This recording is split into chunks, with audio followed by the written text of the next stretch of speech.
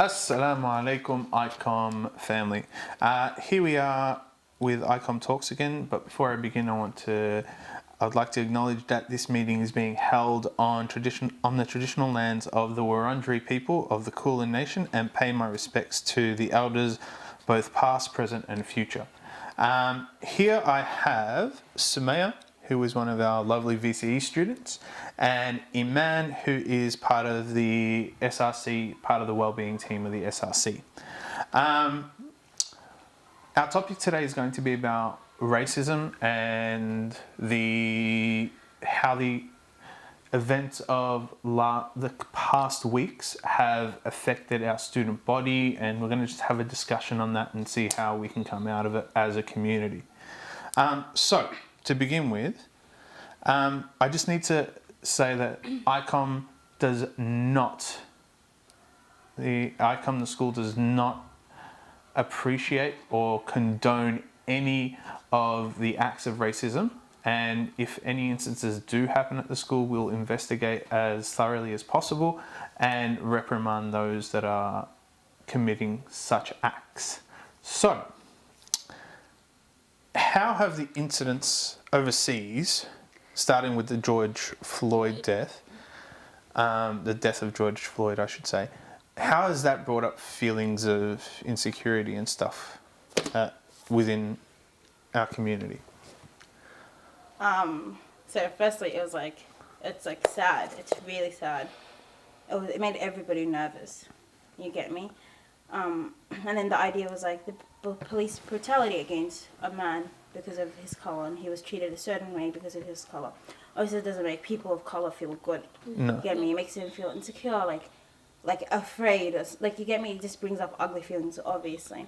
And then when you look at our own society, like the little racist things here and there, that's also like uncomfortable. When you say own society, do you mean in the Australian context, or like, how do you mean? Well, like in Australia and like Muslim societies, Islamic societies, all that, like it's there. Yeah. Yeah. Iman? Well, I feel angry like everyone else would feel, but also like after I saw people coming together protesting for Black Lives Matter, it felt like kind of happiness. If that makes sense, because it feels like all the humanity, like all the pandemics is going around, killing so many people. They risk their lives to go out and show like they really care about Black Lives Matter. Okay. Stuff like that. So yeah. All right. So I want to touch on something. So there's been people out there that will say all lives matter instead of Black Lives Matter. Now, I understand the concept behind it. Do you think you'd be able to explain why there's such a push with Black Lives Matter instead of saying all lives matter? Like, all lives do matter, 100%. Yeah, like, no doubt. Like, everybody's life matter, yes. Like in certain times, we should, like, prioritize or, like, look at a major problem more than other. Like, there is other problems around the world, 100%. Yeah. But, like, now with the George Floyd death, that just opened a door where protest, change can happen. Yeah. So justice now for Black people, just put like more attention to it. You get me? Like, don't get me wrong. Like, all lives do matter. I 100% support that. But like, right now, like we're trying to like advertise and speak and like announce and like fight for like Black lives for a minute. You get me? I do, but I think what you're saying is a bit muddled, if I'm going to be honest. Yeah. Okay. Iman, do you want to give us your take on it? I guess I would say the same thing as Sumia said, to be honest, but then at the same time, people are here saying, but like it's not always about Black Lives Matter, but like we've been here, we're trying to make a change. That makes sense? Yeah. After so many years of being through all these things, we're trying to make a change to all the ignorant people around and stuff like that. Yeah, so I'll give you my take and you can see whether I'm bridging the gap or not. So we've got All Lives Matter and we've got Black Lives Matter. Now, in order for all lives to matter, Black lives have to be on the same level. But because the way the system seems to be structured, it's not like that. It seems to be like people that are darker skinned seem to be judged a lot differently than people with lighter skin, which shouldn't be the case, and Islamically is not the case, right? Whether we do that in our daily lives is a different matter, but that's why we should be like saying Black Lives Matter, and if Black Lives Matter, all lives matter. That's where we need to sort of bridge the gap. Do you agree with that? Yeah, or Do you get... It's just like a chance for like a little bit extra attention to on the matter itself. Exactly, 100%. Like all lives, like it does matter, but it's just like the situation that's happening, like the acknowledgement of the racism towards black people. Yeah. Like structurally and all that stuff. Yeah. All So right. just from that perspective. All right. So on that note, we're living in Australia, right? It's been reported that since 1991, there's been 407 Indigenous deaths in custody. So people that haven't even been to prison, like they haven't been taken in, given a trial yet, and been convicted. So there's been 407 deaths in custody of Indigenous people without one conviction. So that's the police taking them in, these people dying in prison without any conviction being given to those murders. How do we as a community, how do we view that? Like, that's what I want to know. So how do you see it and how do you see it? It's obviously wrong. Like, but the thing is, they've been going through that like 200 years ago. White settlement. It's always been like, oh, Aboriginals, like they colonized. Now like they're like treated wrong. You get me? Like in prisons they're treated wrong. In like society they are treated wrong. It's all that. That's not okay. Yeah. Yeah. It does make you sort of speechless. Like, so the question is, how do we go about getting in touch, or what do we do to show our solidarity with our Indigenous folk or our Indigenous brothers and sisters? Like, what would you be doing? Or what would you want to do? Like as you're saying, the Black Lives Matter movement, it opened up like a door for Aboriginals to protest as well, like fight for their rights, which is absolutely great, you get me? They were protesting all over Australia. And that the Black Lives Matter movement, it opened that door for them, you get me? It gave them that like extra opportunity or to like, you know what I mean, like protest for themselves. And yeah. Yeah. Do you know anyone that went to the protests 2 weeks ago? Yes, and family members went. Yeah. Yeah. And how did you ask them how it was? Apparently it was like a lot of people there, and they were all fighting and stuff like that. I saw most of them like on like videos, but I didn't go there. But Yeah. But like it's just good that you have so many people Yeah. going to fight for a cause, protest for a cause. Yeah. You get me? And including the Aboriginal and Australia itself and its issues here within Australia, like around the world and also around the world. It's just like from that perspective. All right.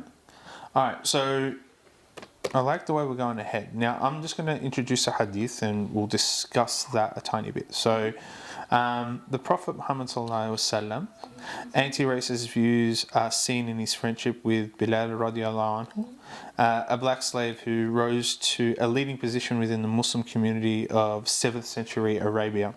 One story relates how the Prophet sallallahu alaihi wasallam defended Bilal after Abu Dar al-Ghaffari, one of the Prophet's companions, called Bilal the son of a black woman. For those of you who need to know, his father was an Arab and his mother was a black woman. Annoyed with the emphasis on the identifying people by skin color, the Prophet ﷺ criticized Abu Dar by stating, "You are a man who has traits of ignorance within him." So basically he's told him he went back to the way of Jahiliyyah. The Prophet's reference to Abu Dar's ignorance refers to the pre-Islamic state of Jahiliyyah, an Arabic term meaning the state of ignorance of divine guidance. So what I want to highlight there and focus on is the way that the Prophet didn't come straight away to say, Bilal, you shouldn't be feeling bad because of this. But he went to Abu Dar and basically told him, what you're doing right now is horrible. And to have that come from the Prophet to one of his companions and make him feel that way, how do you think we as a society should be following suit? As Muslim, this should set like a clear example. You get me? That if the Prophet didn't accept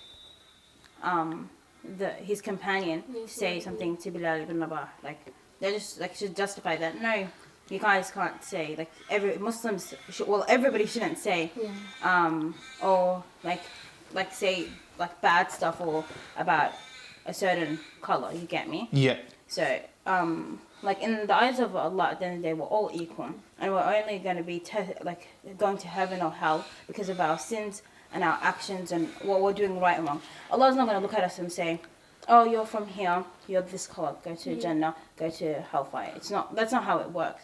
If our Prophet clearly shows that he's against that, like that just should set an example and should be implemented by so many people, like Islamic Muslim people, that it's not. Islam says no to it.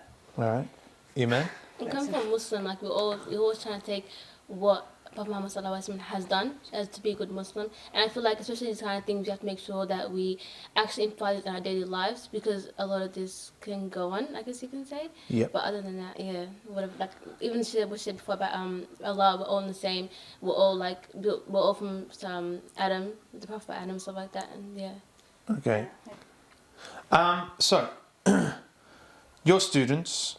I'm a teacher, but because of the way that I think, I'm always a student, I'm always learning. So, I'm going to ask us a question.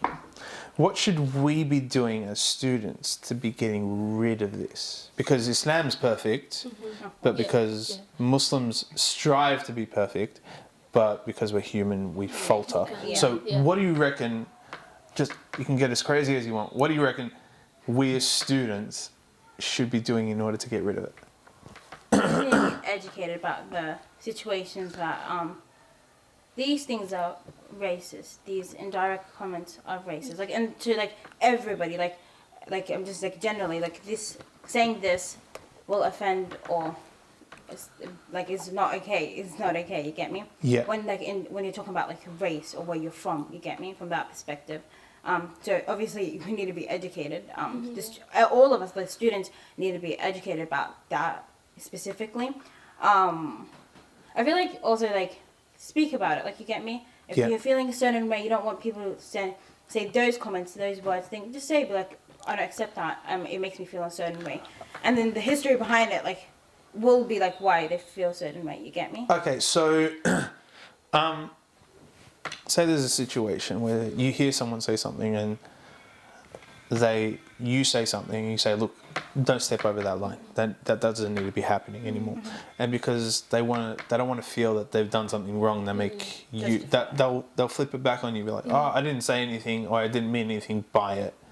What do you do then? Because I've heard that a lot of people will be like, oh, you know what, I don't feel comfortable in this, or I feel like I've now become the victim by saying that.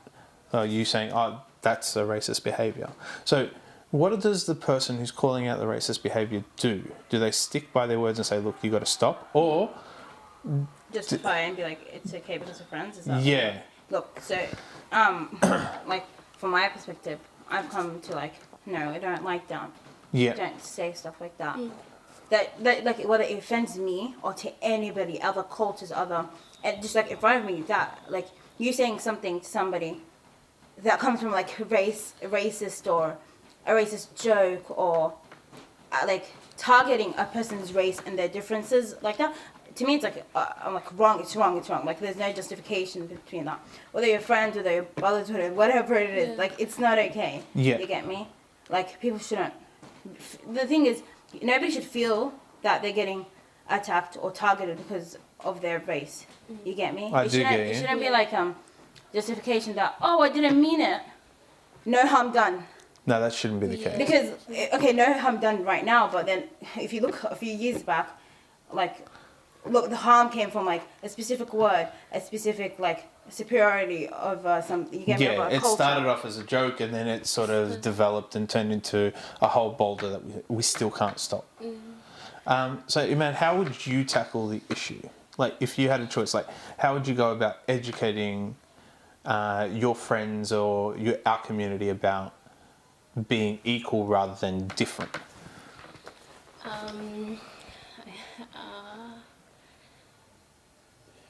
I feel because it's been like this for a while, it's hard to change it, but we're here for a change, of course. So I think personally we should like what she said before, educate people on racist acts and then the history behind all these things that they're saying, and then later in life they may come to the realization that what they've said isn't right to that person. That makes sense. Yeah. Kinda. Okay. And yeah, that's all I guess.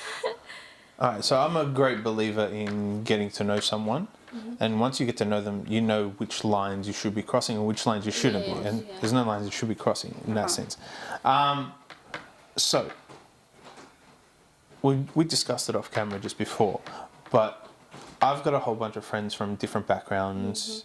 You've got a whole bunch of friends from different backgrounds. You've got a whole bunch of friends from different backgrounds. Do you believe that having an understanding of each other helps us as a community Avoid those. tend to try and avoid those issues? Yeah, of course. Like being brought up with so many cultures around me, interacting with so many people. I've just grown into that. We're all like the same. You get me? Everybody's like a good person. This, that. And then I'd judge, or I'd be like, oh, I'm not gonna cross this line with you, due to like whatever they like or what they don't like. If that makes sense. Like, it's just from a perspective that even within my diverse group of friends or whatever, I don't cross specific lines that I know that shouldn't be crossed. You get me? Yeah. It just It's that respect that it's you just that gain. respect, and like I feel like with races, it's like there are lines that shouldn't be crossed. That's it. Like, you get me? Whether you're friends with this or that, like, it's just like there's certain lines. No, you can't say these things. You can't indirectly address those things because that shouldn't be addressed. You get me? Yeah. If that makes it understandable. All right. Now I'm going to ask you a really awkward question to finish off on. I'm a foodie. You all know this.